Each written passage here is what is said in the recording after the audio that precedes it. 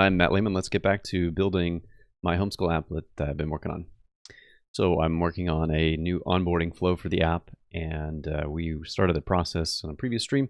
We're going to continue on that. It's been a while since I picked it up, but we'll get back to it.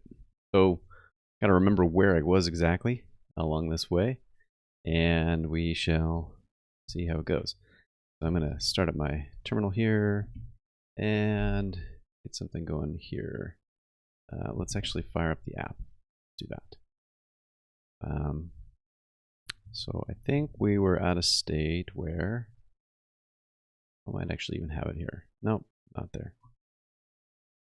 We put this under a new route for the time being of start to.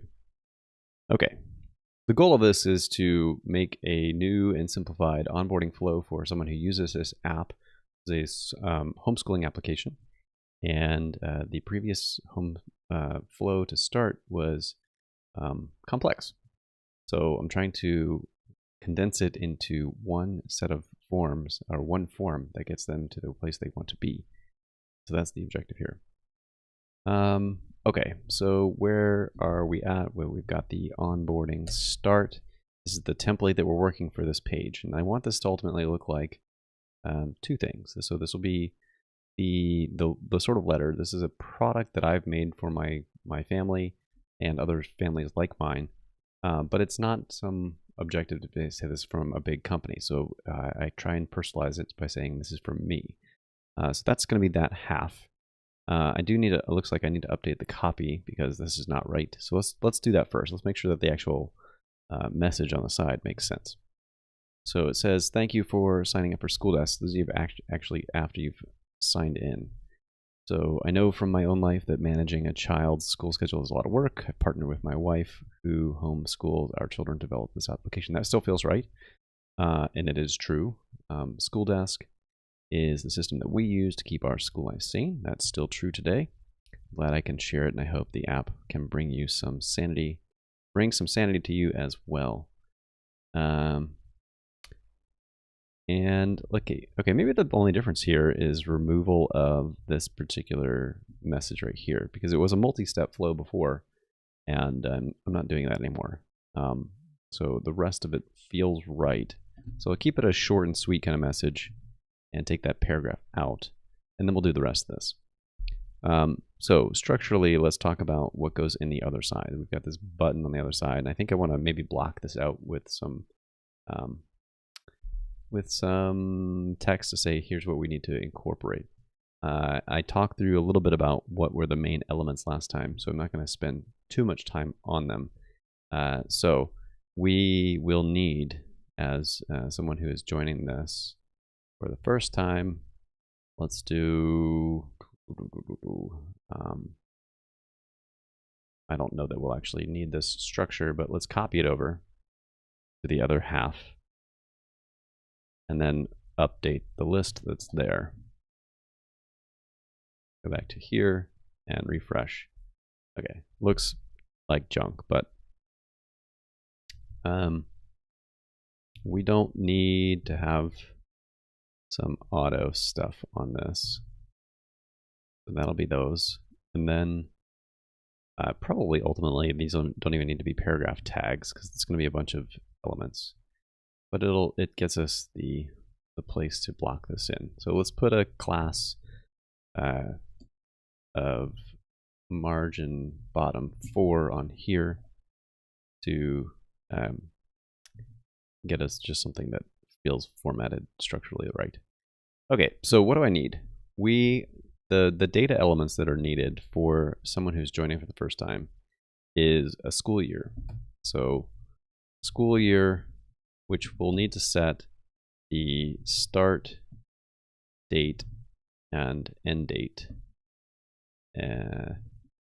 of the school year. So that's a priority. And I guess as like a requirement here, I want to have placeholders that match the year at least. I guess I can have a side by side with the previous version. So if we look at the previous incarnation of what my onboarding flow looked like, it was this multi-step thing. I've left it around so that we can review it. But I don't know that we'll, dang. So this one already has all the dates, so there's nothing we can actually look at here. But there were some placeholder values here that if you were signing up, it dates back to like 2020. So it's a relic of the time that I created the app. So that looks kind of weird. We want to get rid of that. So following along though, we need a school year. We're going to need a grade level, which is really just a name. So, you know, 4th grade, something like that. And after that, there is so we'll add a course to the grade level. And I think I'll probably give someone a little help with each of these things. Grade level, so course for grade level.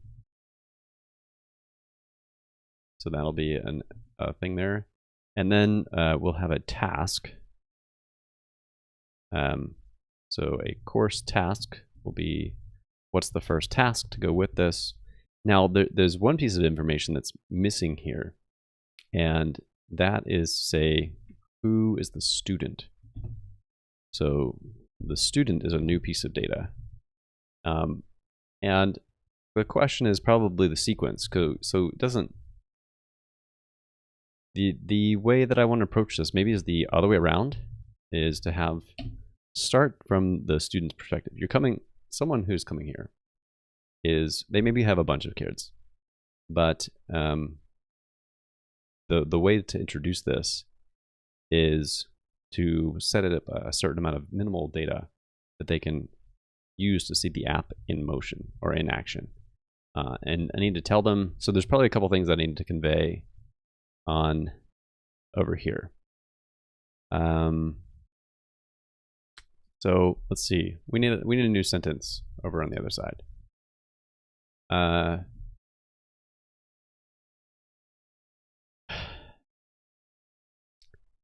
don't want to tell them it's a form. It doesn't feel right, but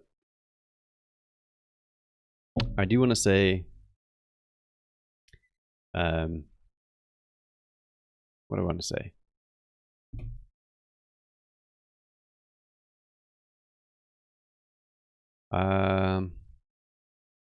To get you going,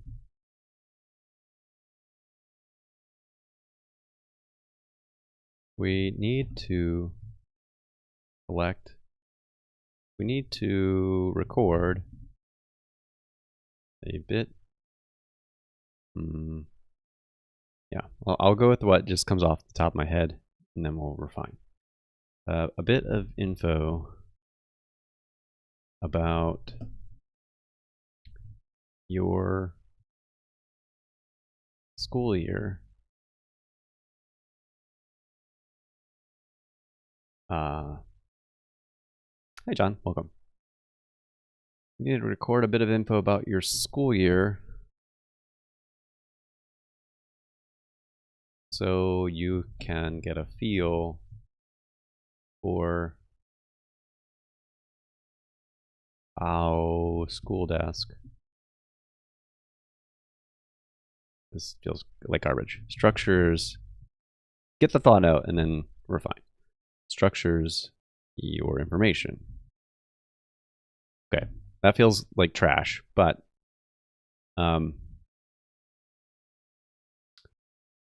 it's a beginning. Also, what happened with the font differences? That's crazy. I guess maybe when I deleted. No. What is up with that? Oh.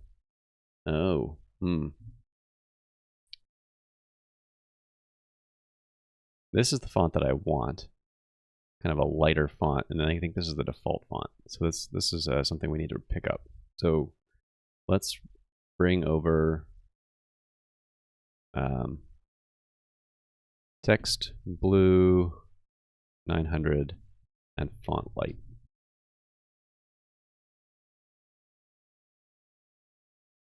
Okay, much better. It's got a certain crispness that's with the rest of the font stuff on the site. Okay, so thanking them for signing up.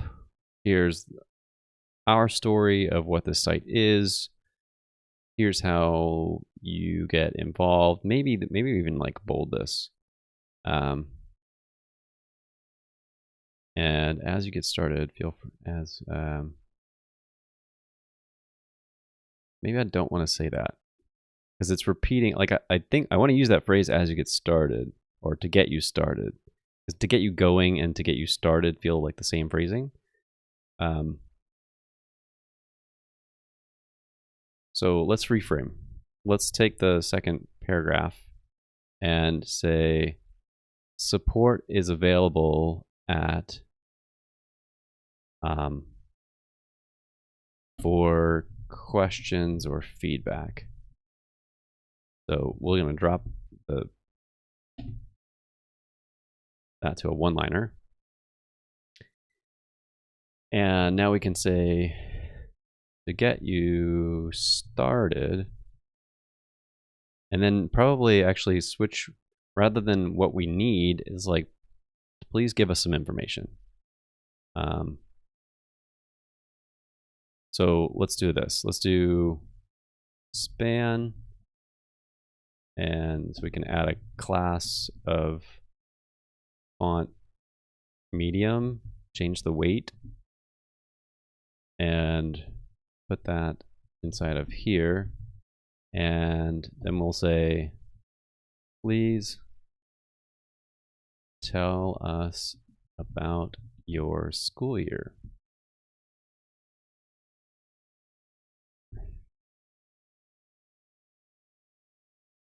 Okay, what does that look like?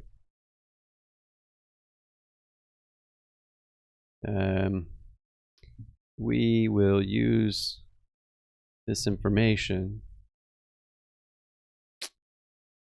to show what am I showing? We're showing like the data that matters in the right structure. But structure is like a crap word to convey to people, I think. I don't think it tells anybody anything useful.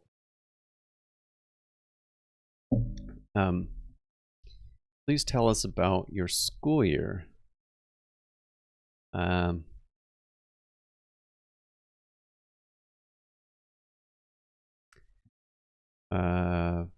From this, we can give you feel for how school desk will work for you. I don't know. Maybe that's good enough. More than a feel. It's more. It's like we can show you. We can show you how school desk will work for you. From this information, we can show you how school desk will work for you. And the important elements are like, we're going to lock them into this page until they fill it out. It's not present there today, but that's part of the issue that we're building. I think I even have an issue number. Did I put it over here? Okay, yeah. So this is the task list that we're ultimately working from.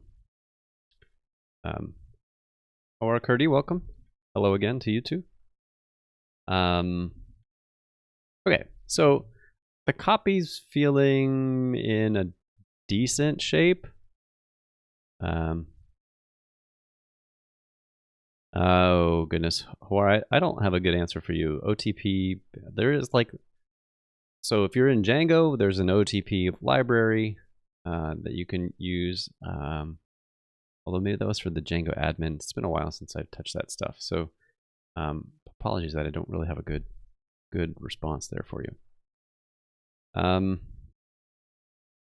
Okay, so now, how do we want to structure the form on the other side?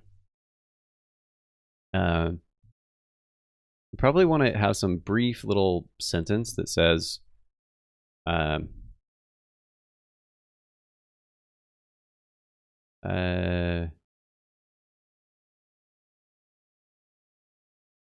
this, thanks for understanding who are.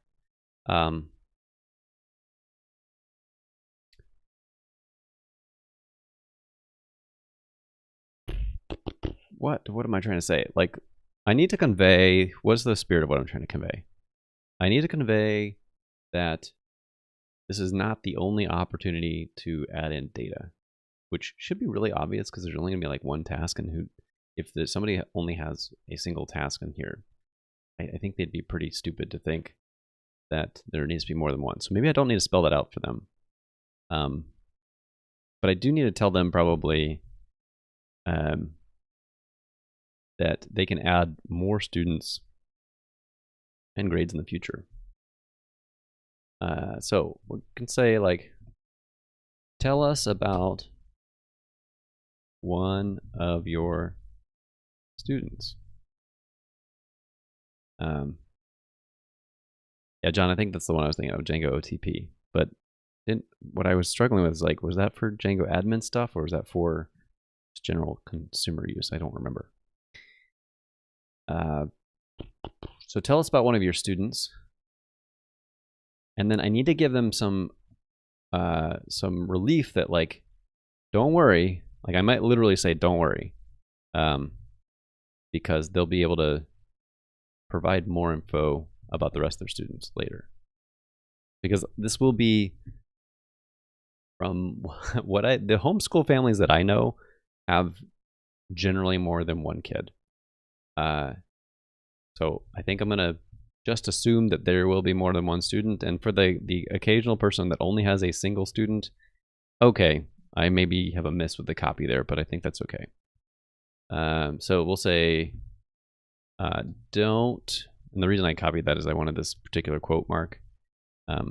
Don't worry, you can tell us about the rest of your students later.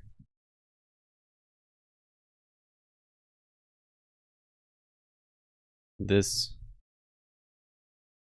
information will help you understand school desks interface.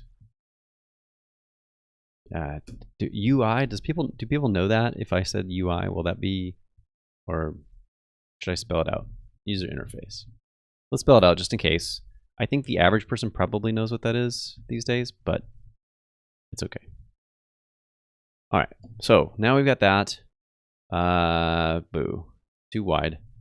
So I do want to put some restriction on that, which I think I want this, but I think I want to get rid of the MX auto part. So let's move that all over and then put div on the bottom. Come on, why did you do that? And then we already have the text and the font from above. Let's just give it, so it's basically giving a max container width there. And it's just trying to help us like give something here. I do sense that there's like, well, I don't know if this is gonna look better once we get the form in. So,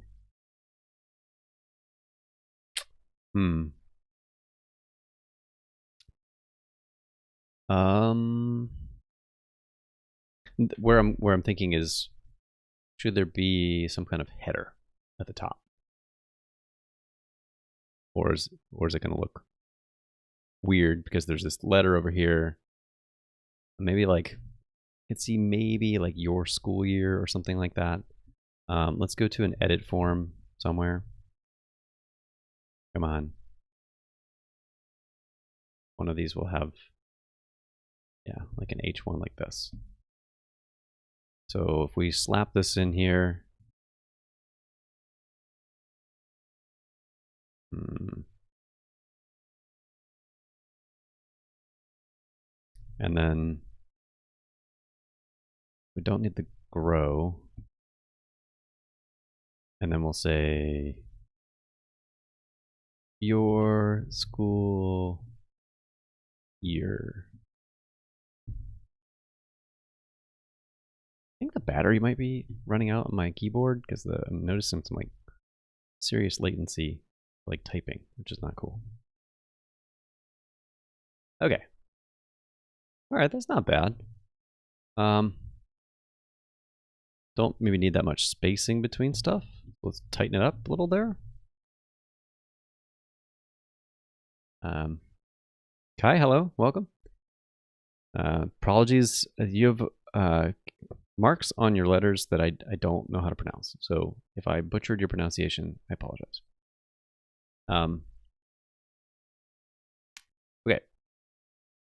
So we now have this thing that says your school year, but then we lead by saying, tell us about one of your students. That might be confusing.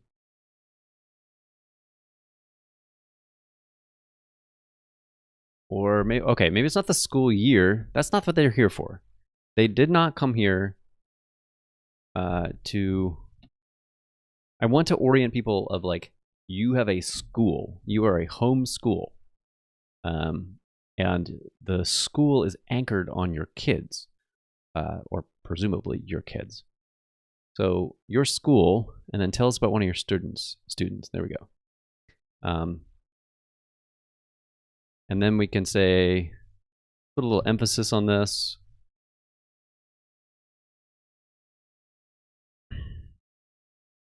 And let's reformat this. So let's move this up. Let's take this and duplicate this and put it in its own paragraph like that. Yeah, that feels right. Okay, and then this will make more sense in a minute once we actually have all of the pieces in place.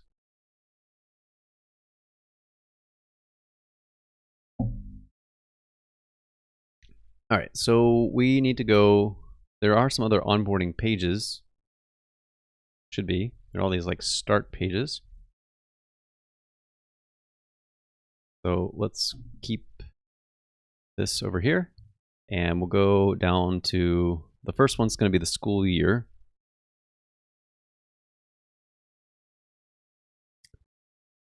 There is,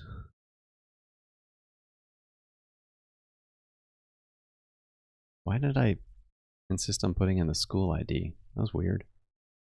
Every user who signs up gets a school automatically created.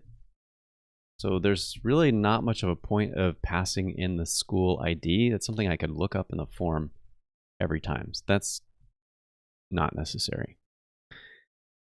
Okay. So we will have these two fields. And let's pop them right here. Not quite right.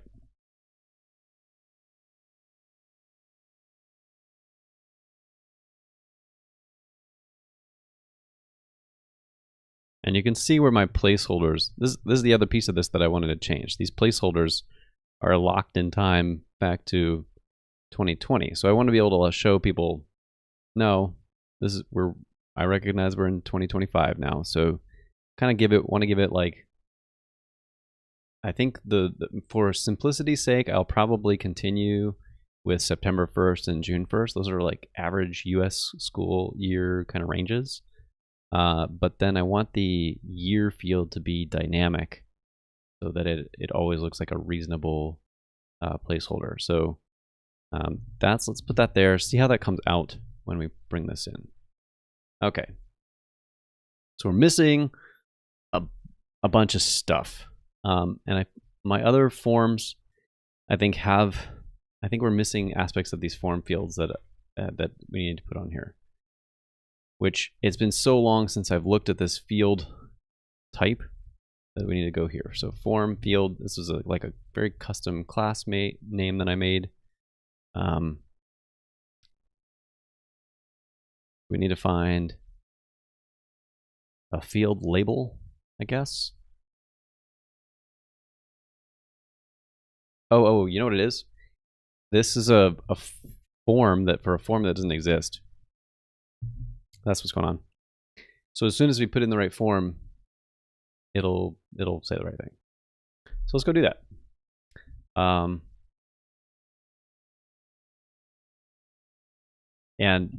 If this looks funny to you, like maybe you have more Django experience, or maybe you have recent Django experience. So there was a recent Django change where you can customize the default fields from a form and override some certain templates. And when I made this app, that feature didn't exist. So if I had to do it again, I wouldn't be using, it would look more like just form.start date or something like that. And there'd be some default rendering that would work and wouldn't have this kind of look to it. This look actually kind of does provide some flexibility. But we'll have to play with some, like getting that placeholder right is going to be tricky, I think. I think we'll have to do, actually I don't know what we'll have to do. We'll have to get some kind of like local, I don't know, I can't remember what it's called. It's like with, and then we'll make a variable name that is a string value, and then we'll pass it into the placeholder maybe. So I don't know, something like that. That's how we'll have to get that aspect. But before we get there, let's get the actual fields there. And the other bit of this is this should not be the auto. I don't want an autofocus on this one. We're going to do the autofocus on the student name. So the very first thing is like they get to this form and it'll drop them right at their student, which will be the first thing to fill in. Okay. Let's take a look at the core. Which views is it? It's the, it's one of these start views. Start, def, start. No. Where did I put these? Project URLs. And then this was in core. These were core things to go from. If we go to core URLs, then we should see there it is, the start URLs, core start URLs. Start URLs. They're class-based views. That's why I couldn't find them quickly. So those are in that views file, but it'll be like start school year view. Okay. Views, start school year view. Okay, here we go.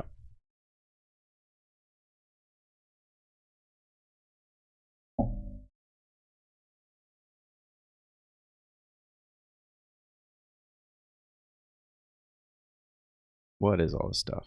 Oh man.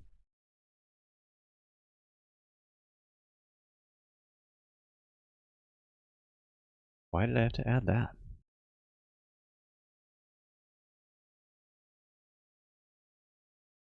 Oh, because I used a standard form class. Okay. So I have this form class that expects, it's a certain kind of, oh man, the details in this get complex in a hurry. Sorry. So we've got a model form. So I think I might just like not do this and just, this is where I'm going to deal with some duplication. Oh, junk. Maybe not. I have, okay. Gross. It's been a long time since I looked at this code, y'all. In fact, let's see. 2020 is when I wrote this code. This is it's not a bad form. It's just like not a very reusable form. And there's logic that I have on my that I want for my school years that I've put in this form, but I want to create the school year kind of directly would be ideal. and just make like one mega form that just creates all the object instances. But I don't know that I can. I might have to kind of like lean into using these individual forms to kind of compose them all together because of all this validation. So this form expects to receive a school and a start date and an end date and what days of the week. Okay, so let's unpack that maybe a little bit. One of the needs from my spouse was being able to select which days the school year can run on. And it wasn't just my spouse, but other, well, I don't remember. There were multiple levels at which she desired it to run on, like to be able to say, this is a school year that runs Monday, Tuesday, Wednesday, Thursday, Friday, or maybe it runs just Monday, Tuesday, Wednesday, or something along those lines. So different school years for different folks. With the way that start view that we just looked at was, go back over here. What we said was, hey, just pick a reasonable standard week. Like make it run every day of the week. And there is this data gets added to what? I don't remember.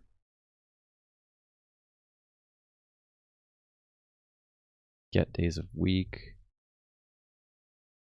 Oh, I think it's like looking for literally every day of the week. Ugh. Yeah. All right. Sorry, this is all behind my head. I realize now. So we have to be able to like plug all this in so that we can pick a reasonable week to start from and put all of that in there. So that's it. That's what would happen if I use this form. So what if I didn't use this form? What? Okay, so there are ways that we could solve this, and I gotta get this behind my head. Sorry. Where is this? Homeschool schools forms. Okay. There. Now you can hopefully see it a little better. So I could make something. Oh, I'm not sure what you were trying to share there. Maybe some link got cut out. I could pull out these different validations, or I could move the validation directly to the model, maybe.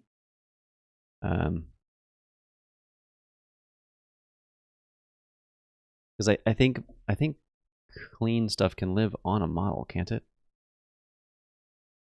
So that's one thing that we could consider. Because if you look lower here, you'll see there are different checks that we can't have. We can't have 2 school years that overlap. For example, that's what this check is doing. We can't check, or we can't have a school year that runs. I think I limited it to like 500 days. If your school year, I don't want like what is that value? Oh, come on. Yeah, it's 500 days. So if you're trying to make a school year that's bigger than that, it's gonna. I want it to say no, you can't do that. It's too big, because it affects the computation, like how much gets calculated. And if you have too big of a school, there's just too much to do. Yeah. Thanks, Wards. I don't want to do. I specifically don't want to do a multi-form wizard here. That's like what I'm. Although maybe I don't understand what. Let me go check. There's perhaps a good suggestion. So let me check on it in case it's like a composition of multiple forms or something like that.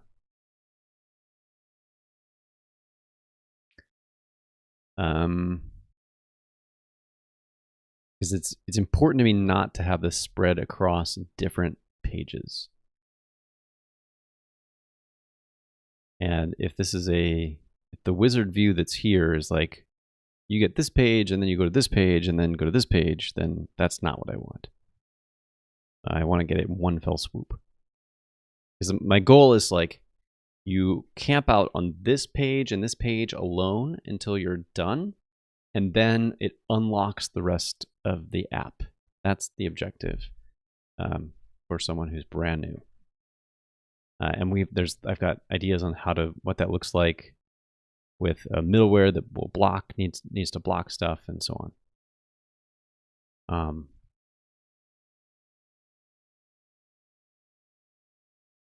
So I think that makes me lean. I'm not seeing it unless I'm just obviously missing it. It's hard reading docs while on stream is my personal experience with this. So let's see what this says. How it works. User visits first page, fills in the form, server validates.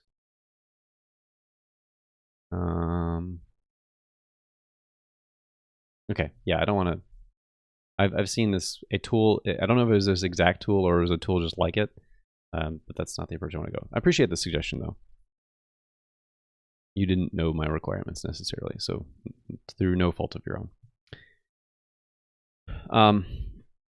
Okay, so what are ways I could handle this? One way I could handle this is I could make a form and have it just be like the mega form that contains all the data. So what would that look like? So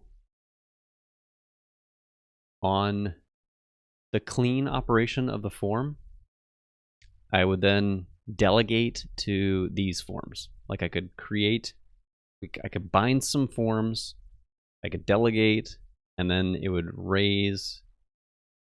Gosh, is that going to be messy? If it raises an error, well, I know I can bypass this error because it's always going to be me providing the school. So this would be a coding mistake if I made that one. And the rest of these are like adding errors. And then I could pull out.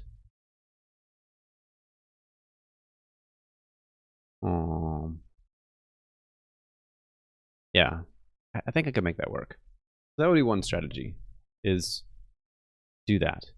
Another strategy would be pull out these checks to be like utilities, and then just be able to call the different clean things in different places.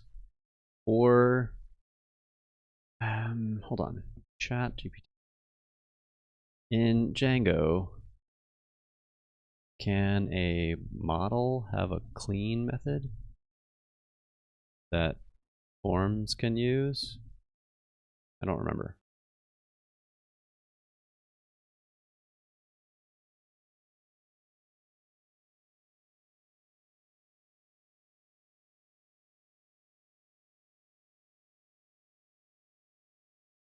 So we could maybe just move.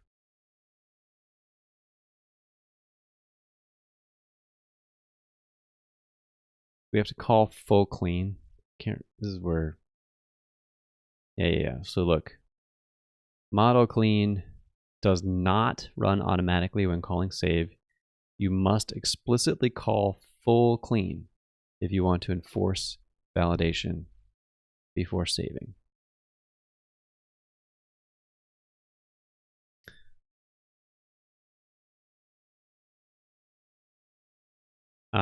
And I think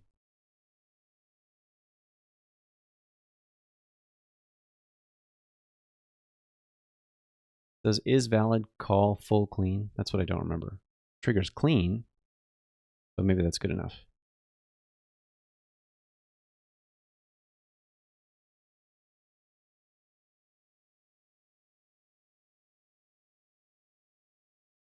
So a model form will call clean, but we want something that's going to be multiple models. Like going back to our list, where did our list go? We're going to have a student, a school year, a grade level, a course task. So all of those have to be correct, and they all form, well, not all. They form most of a tree. There's a school is at the root, then a school year, and then a grade, and then a course, and then a task is the sequence. So it forms this big sort of tree structure, and then a student gets plugged into a grade through another model called an enrollment. So all of these pieces have to come together to connect everything up.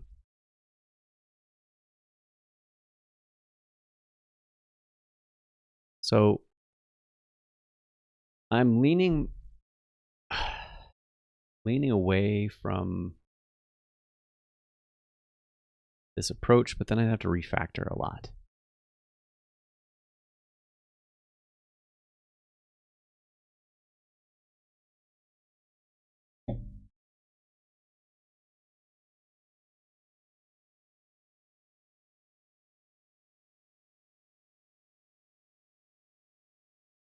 Sorry, I'm just staring at the code because I'm trying to figure out what I want to do.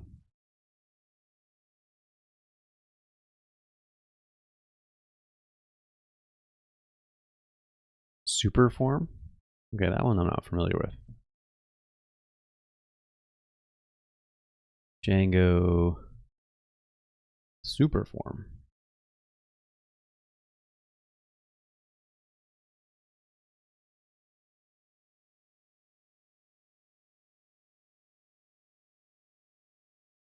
Another jazz band thing.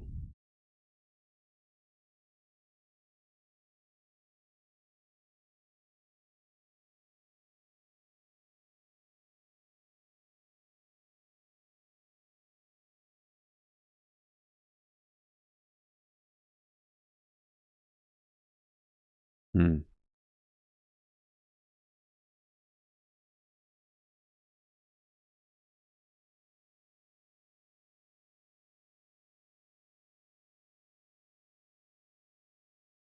Okay. So you get the form, then it has the, wait, hold on. This is the registration form. Oh, I see. This is the super form. And then address is the form underneath.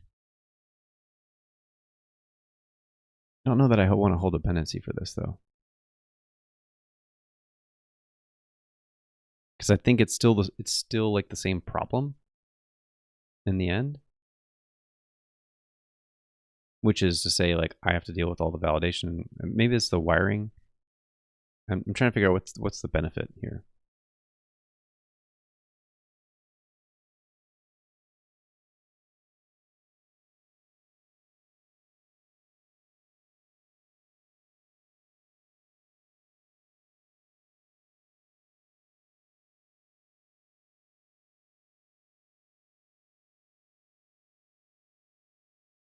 Also, I'm trying to, it's not just, so maybe it might solve the problem, but I'm also weighing, like, do I want to take on a new dependency just for this?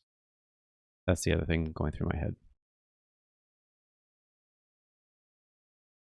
Okay. I don't know that I do. All right, let's start walking down the path of what if we assumed that we could just use my existing forms as is and wire them do a little bit of manual wiring and see how that goes. So this, I guess, would be a core form is what we want, is where the start views are, the onboarding stuff is. So we'd have yeah,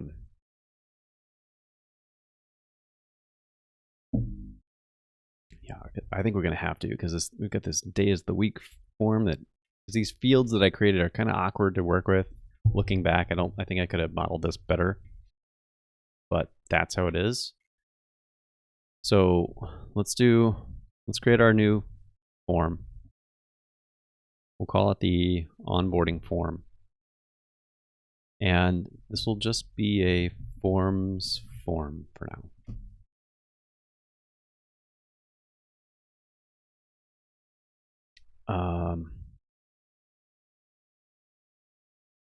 And I think what I want to do is just like pull together all the fields that we're going to need. Because how many fields, let's talk about how many fields it's going to be.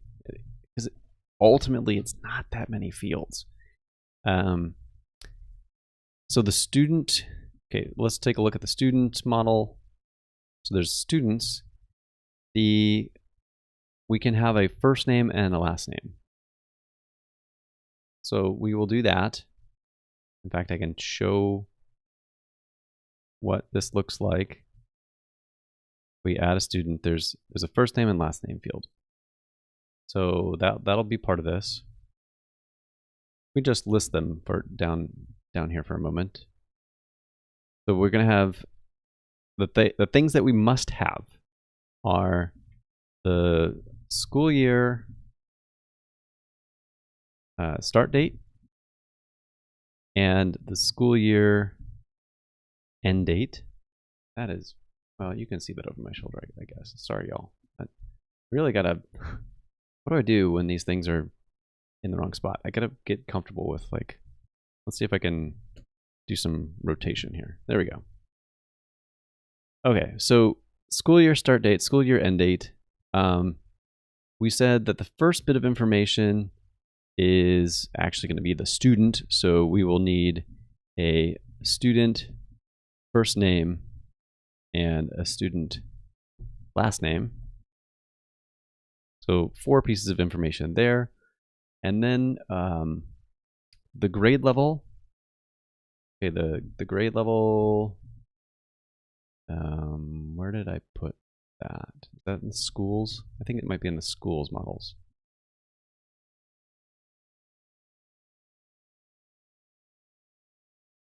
Okay, there's a grade level. It's going to get an ID automatically. We're going to wire it up to school year. So we really just need the name. The grade level name. And the course, I'm pretty positive, is just a name as well. Courses, models. There's a lot of stuff that I'm like going through here. It has the name is what we need from the user to say like what it is. The grade level we'll have collected, and then these things we'll take the default for. So that's not a problem. So we need the course name, and then a task. So there's a course task as well.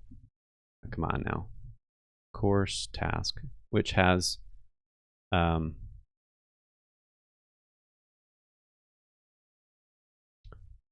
it has a duration. I think we can just fill that in. What did I do at the start? There's probably a start course task. I bet I gave it a default, but just said like fill it in with a value. Which I'll probably actually explains those hidden fields. I just did the default duration.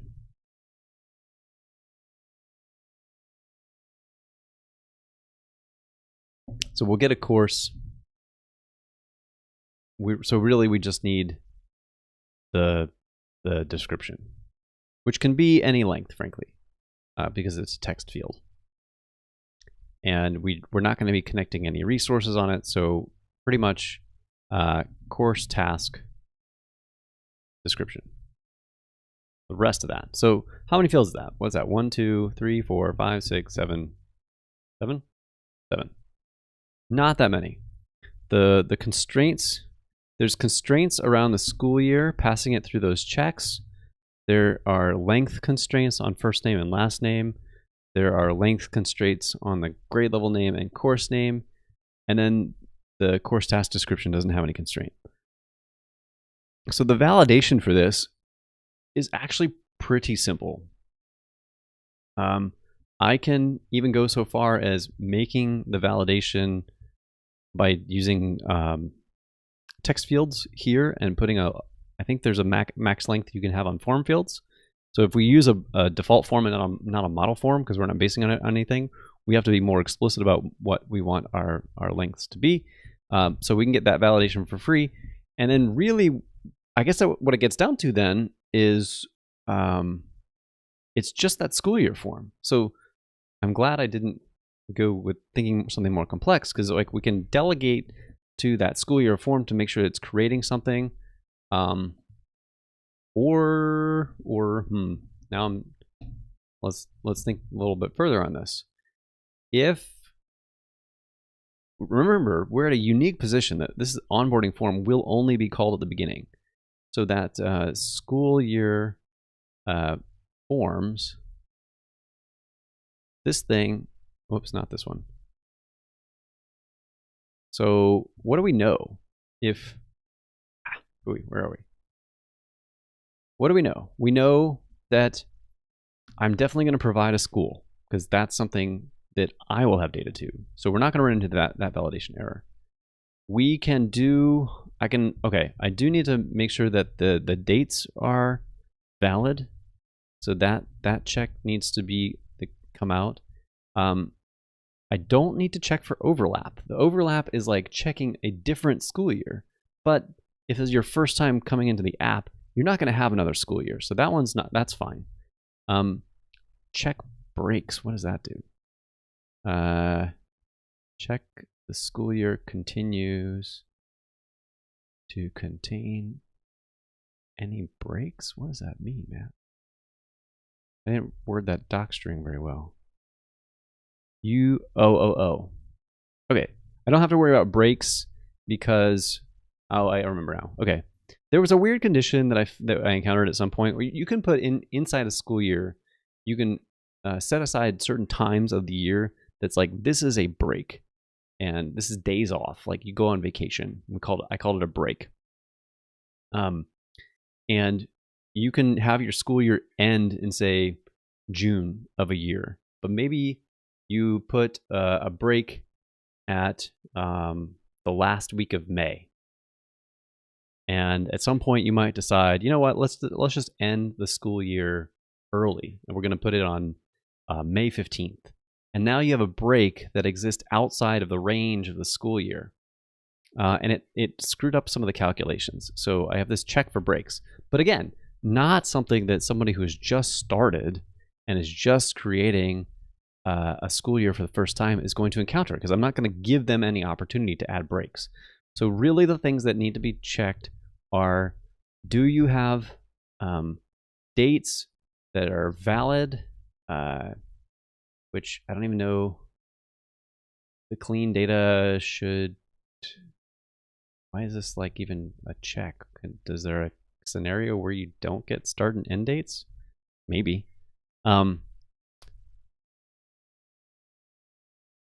That's weird. Why would that be optional? But the start and end date has to be, like, start has to be before the end date. So if it comes after the end date, which is what this logic is saying, like, that's not, you can't sequence the dates that way. And then we also have to check the max length. So if I pulled those two pieces out, that could simplify this. Although the other option is, if I just don't pull those pieces out and just use this form as is, yes, it's going to run some unnecessary checks, but it does give me the code reuse. So maybe that's actually the best solution. So coming down to the strategy, I think what it will do is we will put the necessary validation on all of the string fields, and then we will but for a clean method for our form, we can create a this form up here, the school year form, create a bound form called clean on that, and then if it doesn't work, then like attach those errors to this onboarding form. So I think that should do it. Hopefully all that made sense. So let's be pretty darn explicit about what we're going to call these things. So we'll be student first name is going to be forms dot which field is this? Care field with max length of, and I could pull this from the model. I just don't care that much. This is something I'm not ever changing again. I have zero intention of coming back and changing this. and my app has been fine with the constraints that I've had for 5 years. So I feel fine saying like it's not going to change. So let's just steal the number without pulling it out, because I could put this into some kind of constant, but who cares? If I ever needed to change it, I would think to look here. So we're going to have first name, we're going to have last name as that. In fact, let's go ahead. I think we're now at a spot where we can plug in our actual view and plug into this back to our template over here, which I know is behind my head, hard to see. So let's go to the views. Let's go to start to, what do I call it? Onboarding. Where am I? Oh, I'm in the wrong view sets. Core views, onboarding, start. So here's our new thing. We're going to have our new form. So actually, I guess we need to import it. So here we are from forms, import onboarding form. So back to our onboarding start page, we will create a form. I'm not structuring this correctly yet. We will deal with the post aspect in a little bit, but for now, let's just make a form that we can put in the context. So form will be our onboarding form.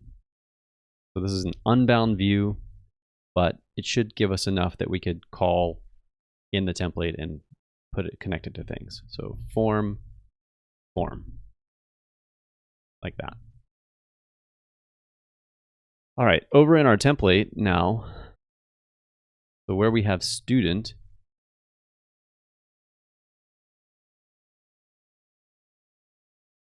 we can take this and say form student first name. We don't need that placeholder. Although I might put a placeholder there.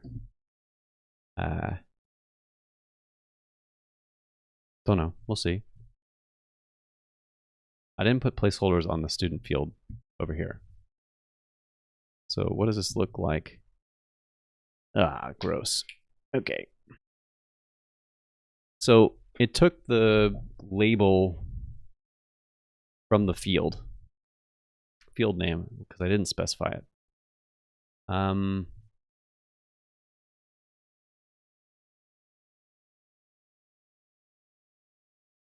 Can I override that here by saying first name?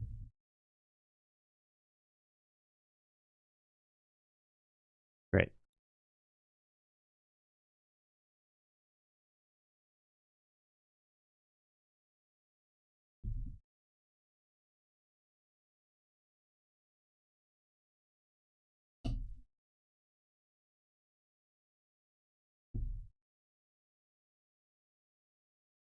Okay.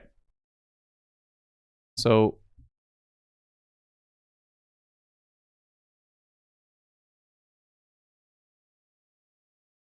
if we complete that, now we've got the two names.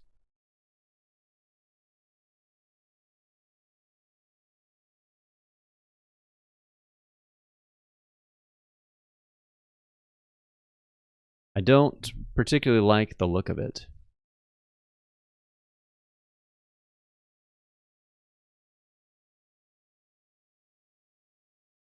So what are we missing? We're missing, well, first of all, this should be a div.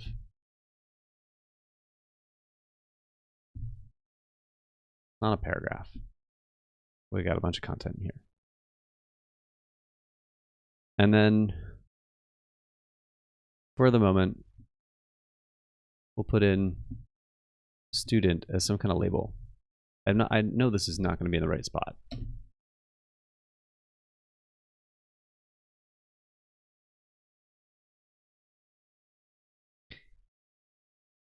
part of me wants to say that instead of having the label on the field, that we could remove the label entirely. Like, what if I took this off? If I had a label here, but I override it, will it take that? Yeah, it could take it off. But I don't know that I made it possible for these to be like a span, like an inline thing.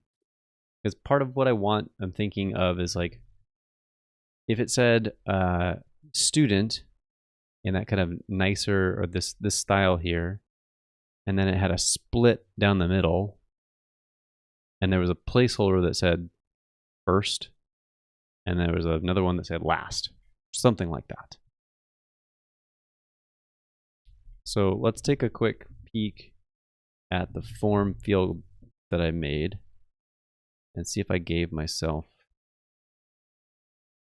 any way to do this. Oh, I could add no label as an input. No label, width full. See, all this gets kind of confusing. Oh, width full. Oh, I see. So if I did no label equal true,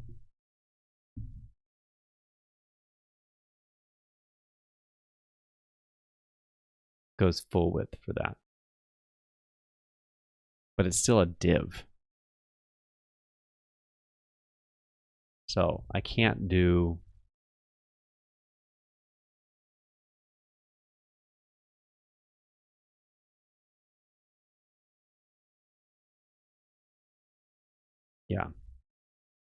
I did not give myself flexibility to have like a nicer looking form class. Okay, well, I'm not going to sweat that. I don't need this to look like exactly perfect. So let's ditch that. Let's keep first name still. So we've got those two things. So we'll keep this. We will maybe class of MB2 to give it a little space.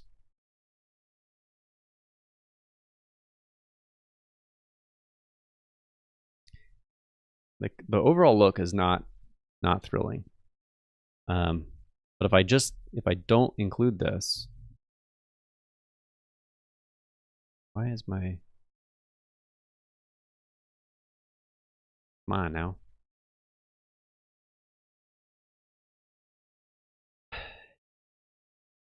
I mean, I suppose somebody could guess that this is for the student.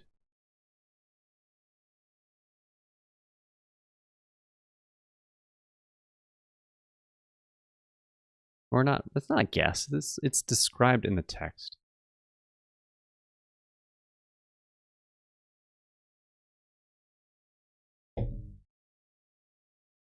So if I did that, all right, let's what would this form look like if I was a bit more narrative in structure? So so if so we've got this paragraph here, and instead of going straight to another set of fields, say when, like as a question, when does or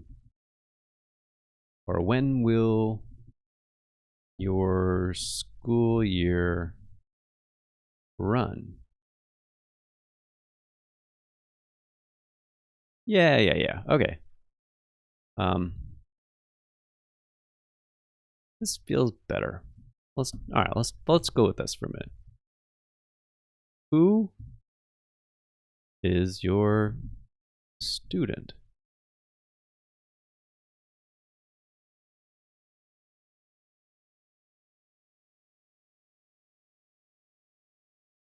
And then should we get rid of this? Don't worry, you can tell us about the rest of your students later. Combine that into like a informational paragraph at the top. And then we've got questions. This will actually have a start date and end date there in a minute.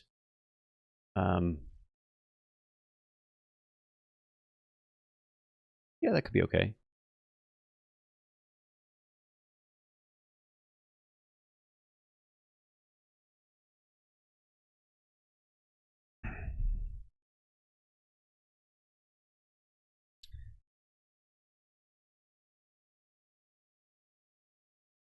Yeah, help text that.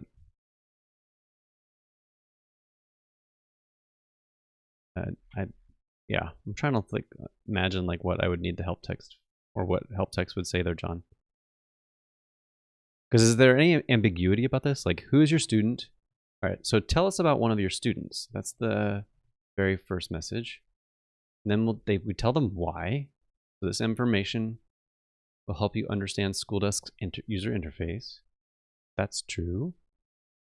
And then we give them the confidence that like this is not their only opportunity to tell them this. I'm thinking maybe we need to keep that separate and maybe even go font medium, like give them some assurances. And visually it helps to break up some of the stuff.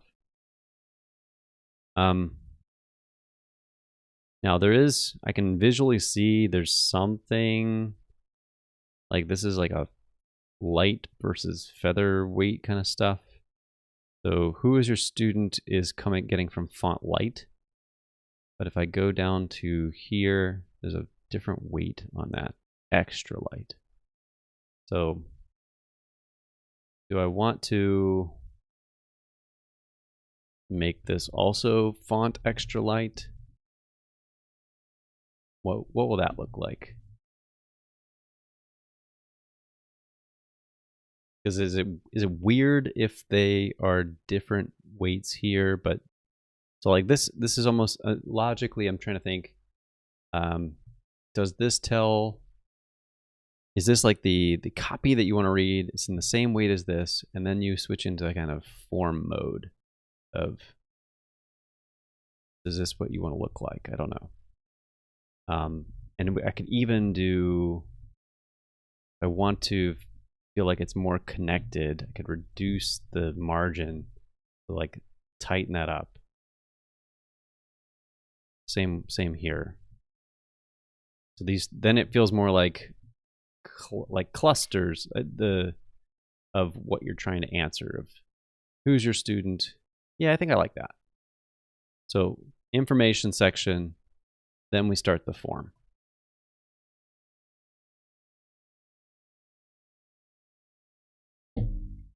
All right, we'll fill in. Okay, let's continue on, and so this stops looking so stupid with the other bits there. And I need to move this so we can see more. All right, let's do this.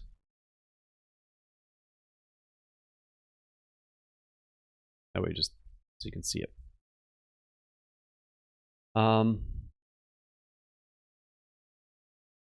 So now we want a school year start date forms date field with a label of start date.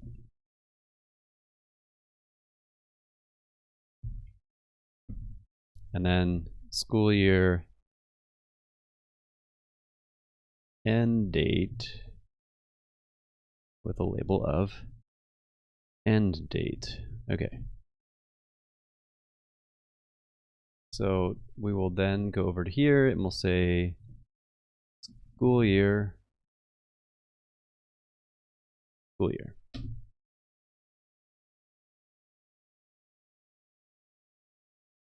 Okay. So in order to see that HTML, I mean, the rest of our form looks stupid, but we've got the two sections here. And it also, I actually like this, by phrasing it in the form of a question, people will start to see like, oh, this is Yeah, I've got a school year, but oh, this is what is the grade level for my student? That's like the question so the question that I ask can help guide them. So uh, so we'll say what grade will your student be in? How about that? And this will be grade level name and a forms character field that has label of grade level with a max length of, I don't remember. It might have been like 128 or something like that. Schools models class grade level 128. Yeah. All right. Apparently I did remember. 128.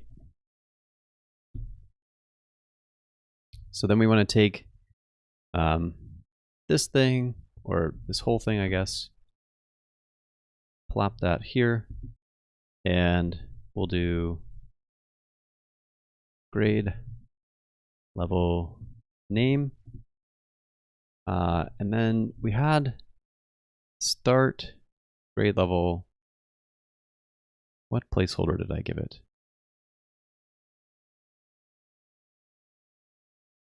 Okay, let's take this.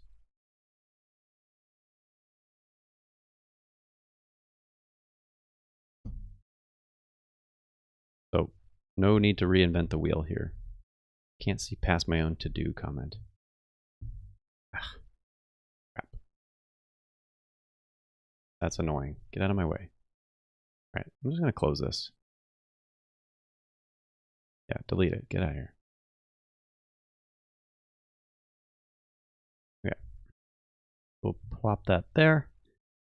And we've got that. Get rid of the extra one.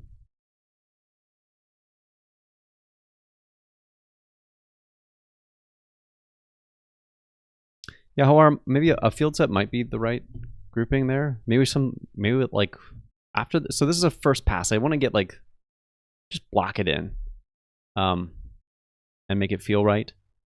And then maybe go play with Tailwind, because you could be right. It's like maybe this is a better way to say it is to have some visual kind of stuff with a field set. So what does this look like now? Okay. So we've got kindergarten or 6th grade. Should we do a placeholder on the field name, or is that gonna like sour people?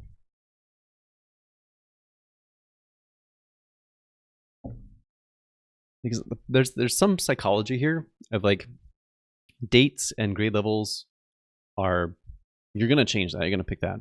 But if I said Jane Smith and that's not who you are, is that gonna turn you off and be like, whoa, you're not talking about my kid? So I think I'm gonna leave that blank. But we can at least, well, I know that something we are certainly missing. We're missing, I think I have it called autofocus equal true. So I want to be able to do it so that when you get to this page, you are jumped right here, so that you can fill this out as quickly as possible. Like, oh, boom, boom, boom, boom. Let's go right down the list. Okay, so then we get to what's left.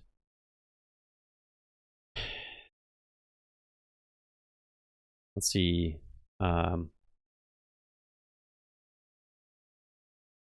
We'll have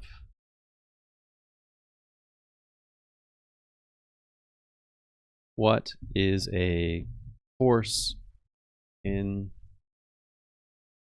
the grade level. And that courses models, what did I say it was?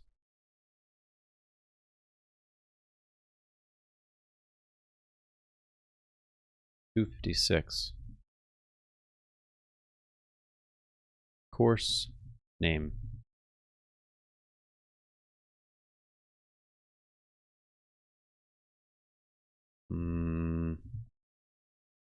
Course name.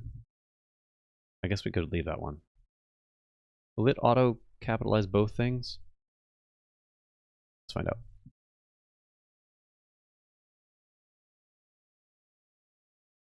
Course name.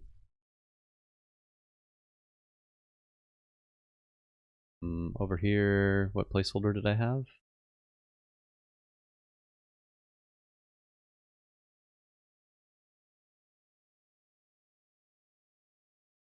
All this.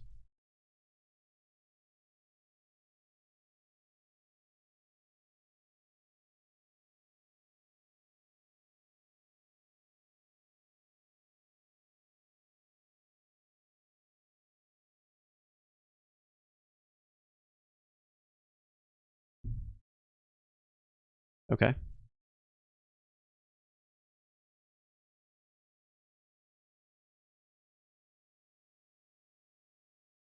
Almost there. One more. And then the last thing will be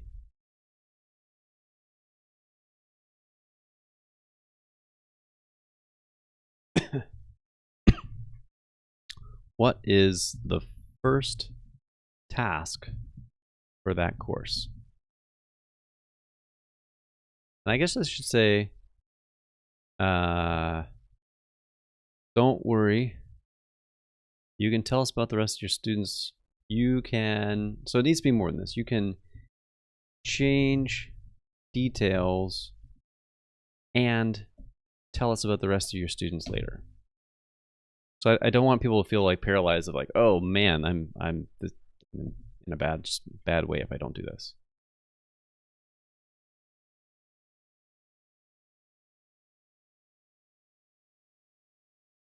Okay. So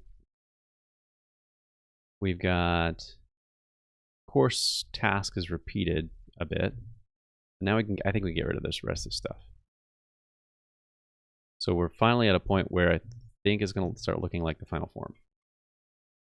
Yeah, already there are things like my screen resolution happens to get the whole thing in here.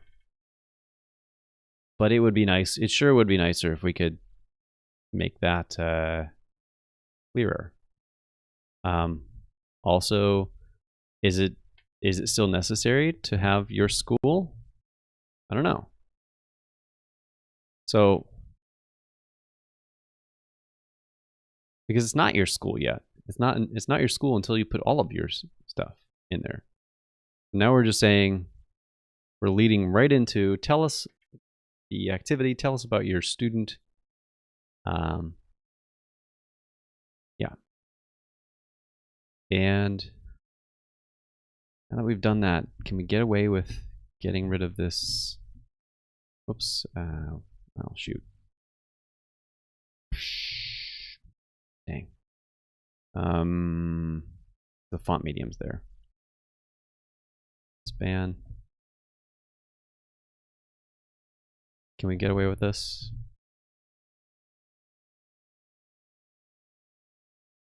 I'm just looking for ways to condense this a little bit without being too dense, without being too information dense.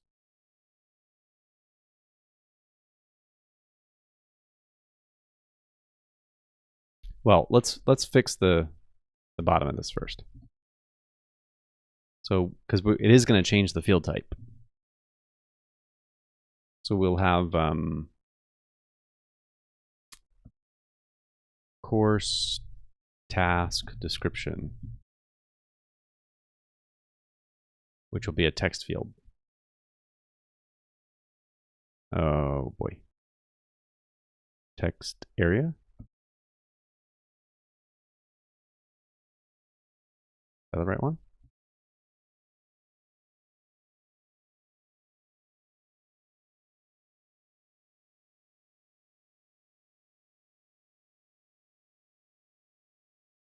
Right? So this would be text task, course task description, which I think I have like auto formatting stuff that will make that look right. Oh, boo, that's not it. Text input.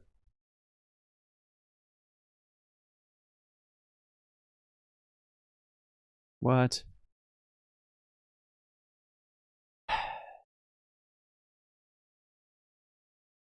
Is it not text field? Text field? Really?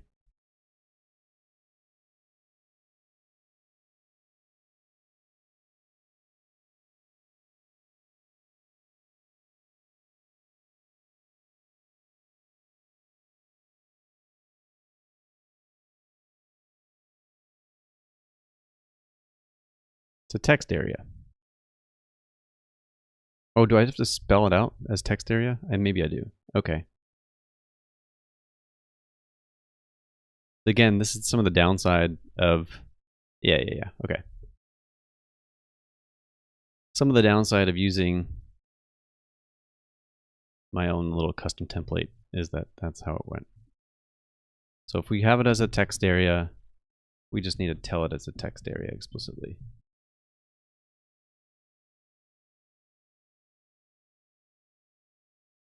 Hey, Janae, welcome. Okay. What is the first task for that course? Ugh. There's no label. Come on, Matt. ID for label. Okay, let's look at the underlying HTML. Did I mess this up? Oh, boo. Oh, boo. Did I name it wrong? I probably named it wrong. Oh, yeah, I did. Okay. No? Course task description. Did I spell it wrong? Course task description. Yank word. Put word. Okay. Can't get any more right than that. I'm literally copy pasting at that point. But where's the ID? Why is there no ID? Is this not the form type? Is that not a valid, like...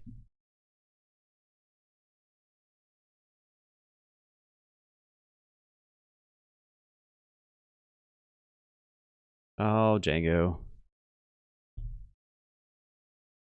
Django. Forms, care field. Or do I need to say it's a character? Oh, maybe that's it. Maybe it's a character field, and I need to specify that or something. Because I think this might be like the widget, not the actual field. So, but which one is it? Which one corresponds to text field? Okay. Shoot. In Django forms, what is the form field for an underlying model text field? Care field. With a text area widget. Bleh. Do you still have to give it a limit? Or can I just not give it a limit?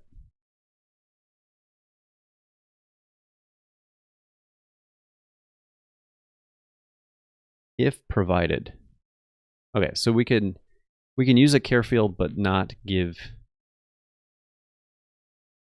And then I don't think I need to provide a text area widget because I'm not using the Django's default rendering.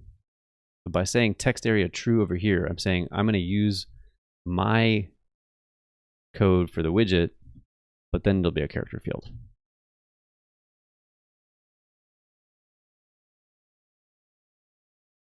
There it is. Okay. crappy label though. Say label is just description. Okay. Well, that's a lot of work just for a formula. Be nice if this could go faster. So what are we left with? We left with did I have a placeholder for that other one?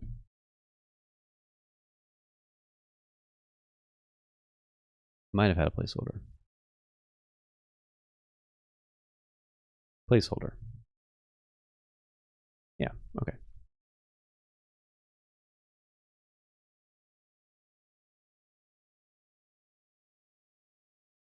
And it looks like I didn't even use the text area thing. So maybe even though it's a text area, maybe I don't want that for this.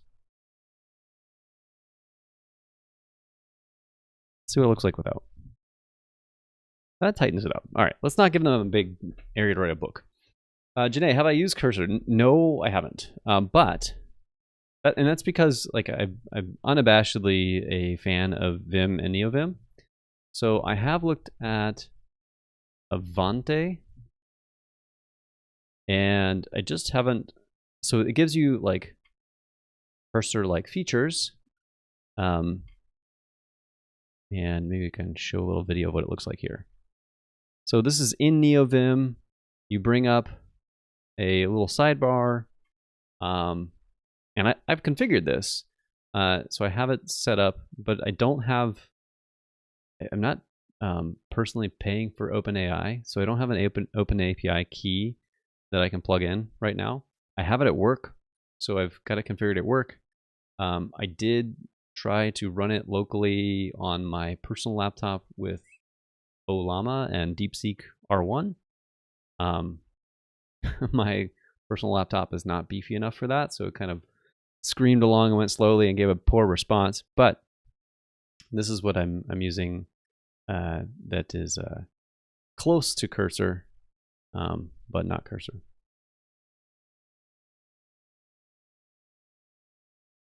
Yeah, auto coding it's definitely coming. So my days of handcrafting code in this fashion are probably pretty limited, pretty numbered, but I'm okay with doing that for now for a little while.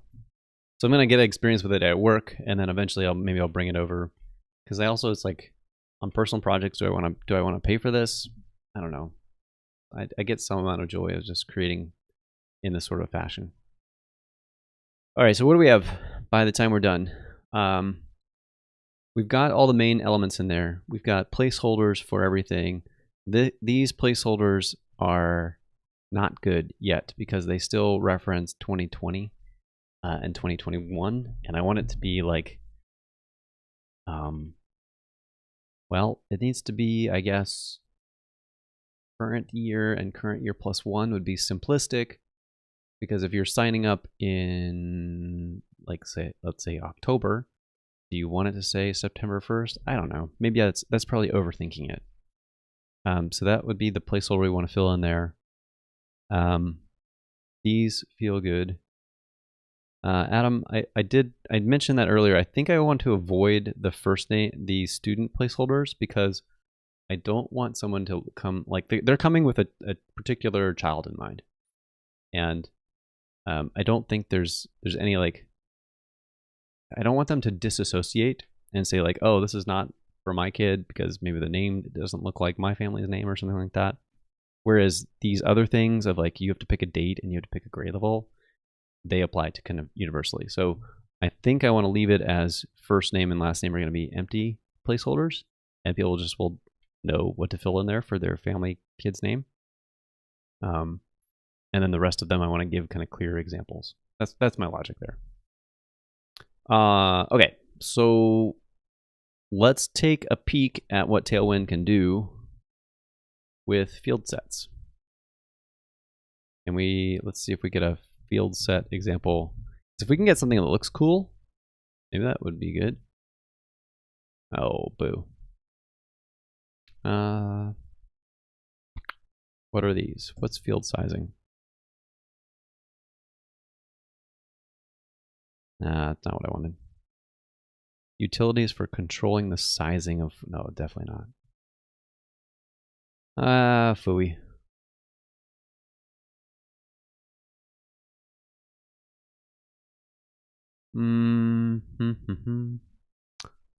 Well, let's go back to ChatGPT and ask, does does Tailwind have any classes for field sets?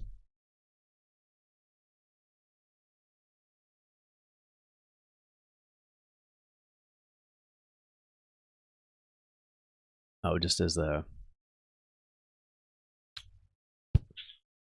Well, those are just HTML tags. And these things are just borders and labels. So I don't know that that's actually special. I mean, I can try. Let's just copy ChatGPT stuff straight into here. See what it looks like. I don't think it's going to look like anything special. One of these tabs.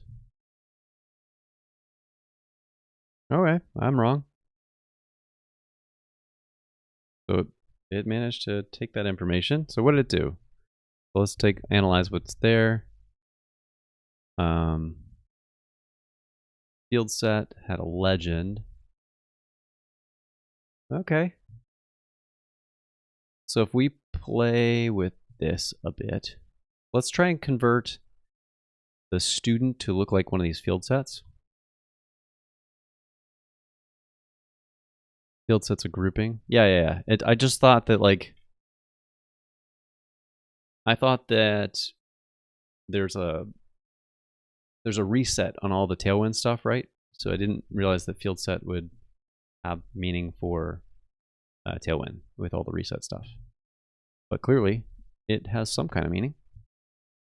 So let's play with it.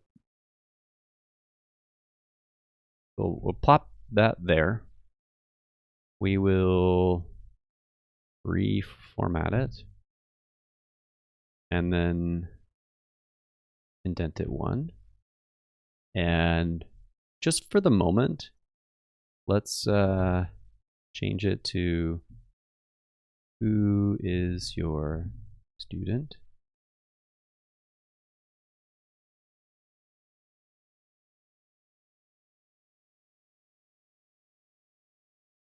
Okay, so it's pulling some very large stuff here. But what if I made it with the same font, extra light, but like got rid of all of these things, and just had font, extra light.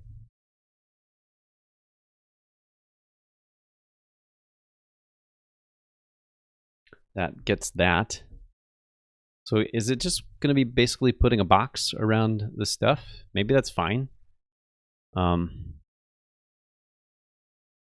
Like if I just take these two fields just like they are and just drop them in here, what's going to happen?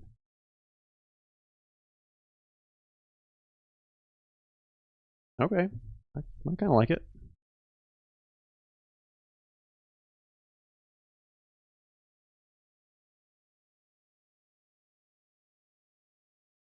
They don't like the padding at the bottom. And that's probably coming from my widget. What's that coming from?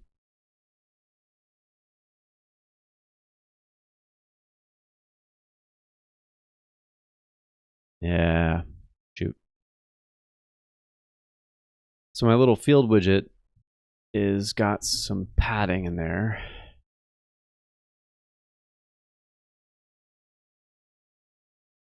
That,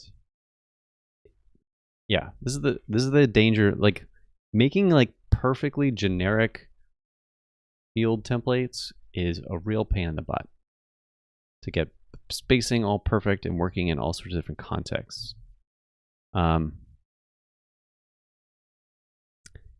What could I do to manage that? Phooey.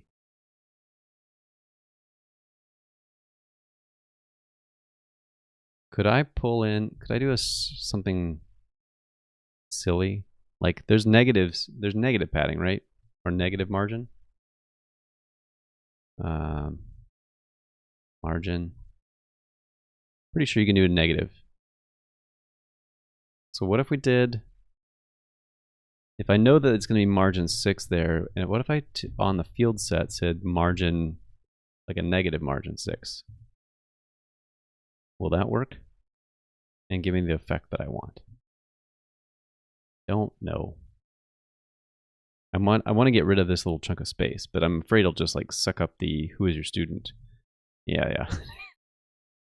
Not what I'm going for. All right, it was worth a shot. I'm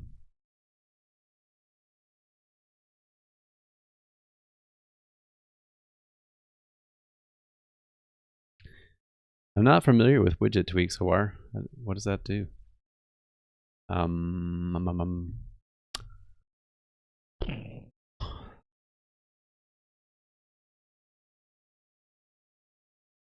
So here's the unfortunate aspect of this is like, if I can't get rid of this spacing, I mean, I can, but what would that mean? It'd be like, because the Django templates aren't super flexible, so I can't say like,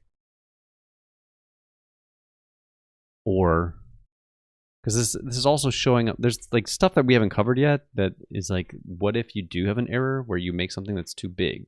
There's an error that's going to be displayed and associated with this field, and it's going to be embedded right there, like right below.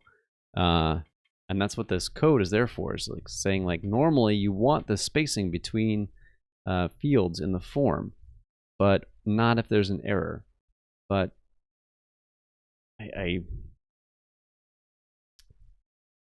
what if I wanted to say like, I could say, I could wrap this in another if, but it needs to be on by default.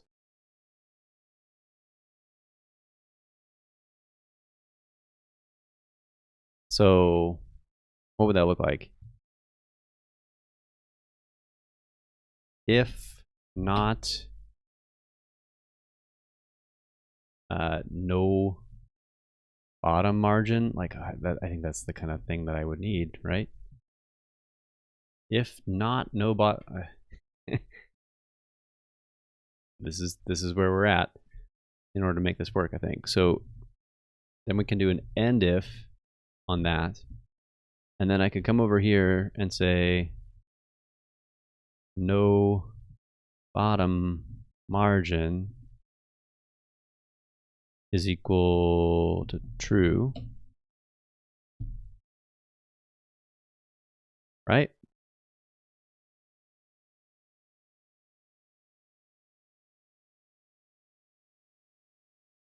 So that worked, so that the default includes the margin, and then I can opt into no bottom margin. I feel a little dirty doing it, but it'll do the job.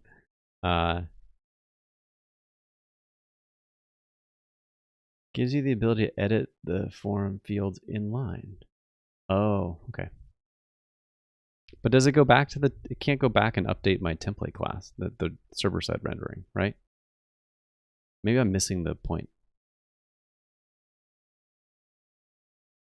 All right, let's keep playing. I like where this is going, that this is having the data we want, and it does have a grouping here, so let's do it for a second one. So let's take this field set, and we'll replicate it here. This time we'll give it a space, so that we have the other one, and then we'll say, when will your school year run? Question mark. We want those two fields, which we still need to fix the placeholder thing for. And at the end of this field, we need to say no bottom margin equal true, and get rid of those two, right? Now, I think there'll be some spacing that we have to fix on this. Yeah. We want some on the field set itself needs to have some bottom margin, like at least a 2. Right?